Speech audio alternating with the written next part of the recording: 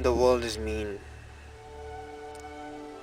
It's even harder to find selfless people from a crowd of selfish, who think of giving, who think of reuniting everyone, who are not materialistic, who understand what's the purpose of life, which is to give and make people smile, make people happy because of you. Giving rupees 10 to a beggar is such a big deal, and rupees 100 to a waiter in a restaurant, such a small thing, isn't it? We are going to show you two cases which showed an exhibition of tremendous attitude, love and respect towards life of not only oneself but others too. I finished my college here. I was working for Taj Group of Hotels, Bangalore. I saw a very old man. He was eating his own human waste for hunger. I thought, what is the purpose of my life? What am I going to do? In a star hotel, I feed all my guests, but where in my hometown, there are people who are living even without food. I quit my job and I started feeding all these people from 2002.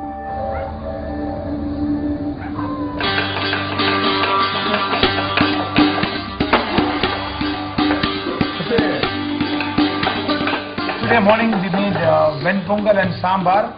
Ven pongal is a blend of rice and dal with a lot of spices. Ven pongal and sambar was being made for the breakfast, and for the lunch we made tomato rice and sabji. We fed the homeless, mentally ill destitute and the old people who have been left uncared of the society. People are suffering for food. They don't have food to eat. If you don't give them food to eat, they will die out of human hunger.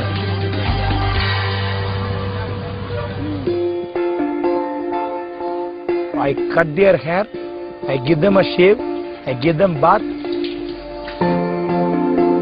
For them to feel psychologically that they are also human beings, there are people to care for him, they have a hand to hold, hope to live. Food is one part, love is another part. So the food will give them physical nutrition, the love and affection which you show will give them mental nutrition.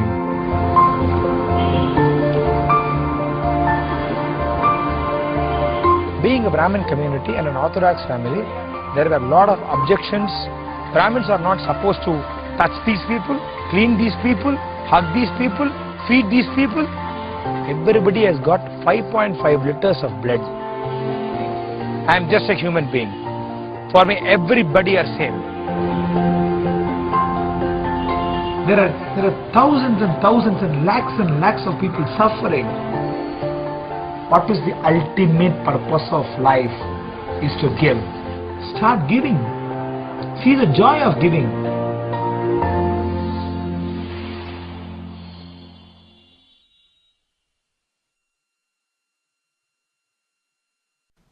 But you're wrong if you think that the joy of life comes principally from human relationships. God's placed it all around us. It's in everything, in anything we can experience.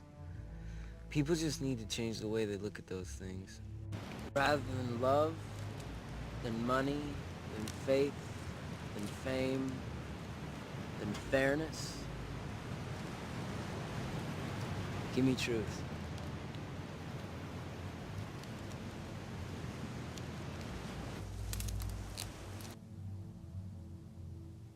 But when you forgive, you love. And when you love, God's light shines on you.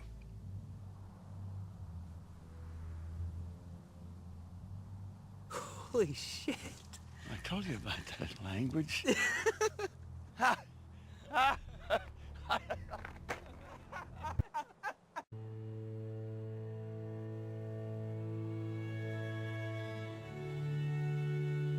What did his voice sound like now?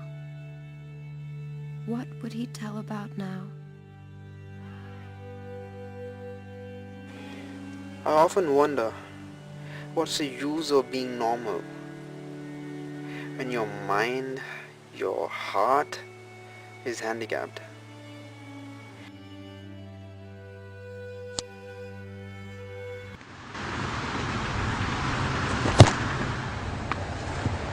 I wasn't ready!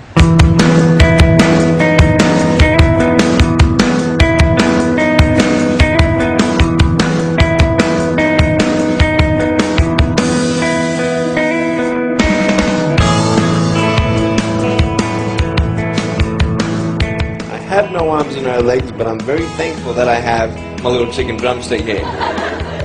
People freak out when they see me for the first time. It's so cool. I was at a water slide all by myself. Everyone obviously at the bottom of the slide is looking up and waiting for other people to come down, and here I come and they're freaking out. They're like, you know, like this. And I was so tempted to look at myself and go, what happened? You know? And there were times where I sort of looked at my life and thinking, well, I can't do this and I can't do that. And you keep on concentrating on the things that you wish you had or the things that you wish you didn't have.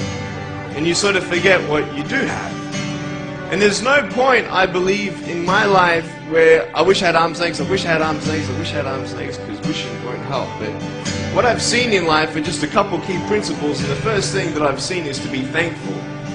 It's hard to be thankful, man. I tell you, when I was 8 years old, I sort of summed up my life and thought, I'm never going to get married, I'm not going to have a job, I'm not going to have a life of purpose. What kind of a husband am I going to be if I can't even hold my wife's hand? It's a lie to think that you're not good enough. It's a lie to think that you're not worth anything.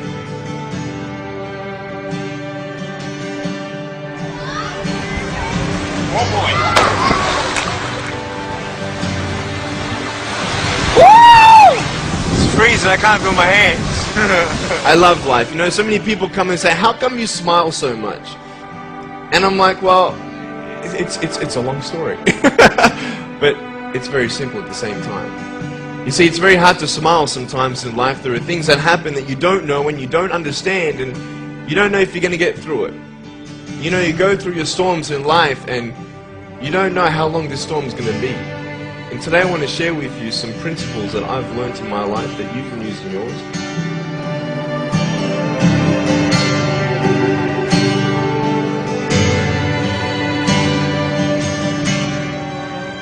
Being patient is beautiful. I tell you, it's the hardest thing.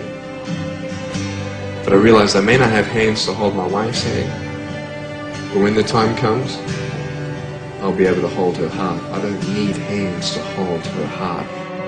You know, it is scary to know how many girls have eating disorders. It is scary to know how many people are just angry at life because of their situation at home and angry at others.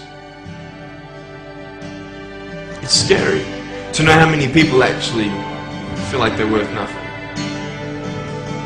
Every single girl right here, right now, I want you to know that you are beautiful. You are gorgeous just the way you are.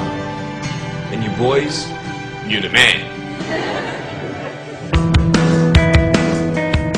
On this DVD, I share my experiences in life of how I've overcome challenges and seen a new, fresh perspective in life. To be thankful, to dream big, and to never give up. I speak to children, youth, and adults about key issues and principles that I've applied in my life that has given me the strength to conquer all that comes before me.